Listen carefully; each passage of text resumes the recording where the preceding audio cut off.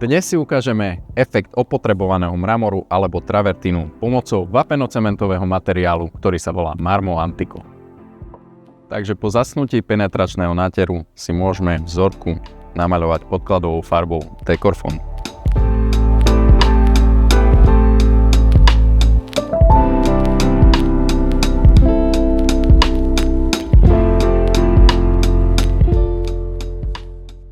V ďalšom kroku si natiahneme prvú vrstvu Marma Antica, takže poďme na to.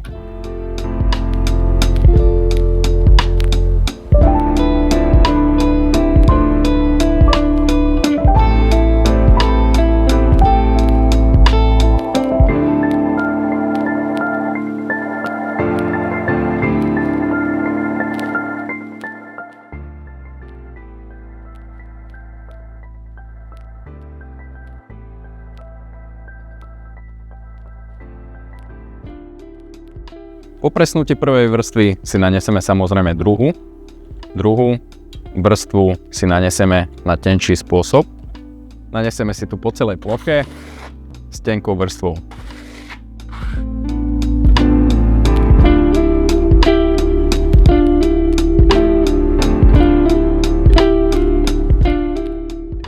Na tomto zábere si viete všimnúť farebný rozdiel medzi suchou a mokrou omietkou. Čiže keď otvoríte vedro, nebojte sa, že to je trošku tmavšie. Ono to po vyschnutí zvykne trošku zosvetliť. Trošku dosť.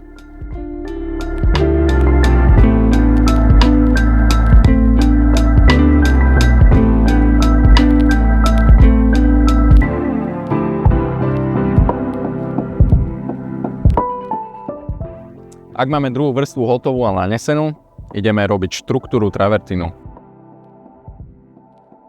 Takto sa s tým vyhráte, bokom hobla, čiže bokom hladítka, to potiahnete.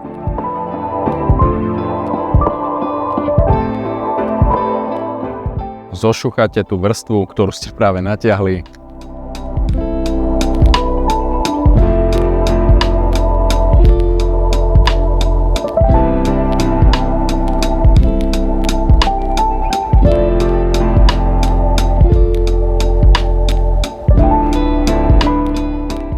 Keď ste si to zošúchali, ja to preferujem trošku zahladiť.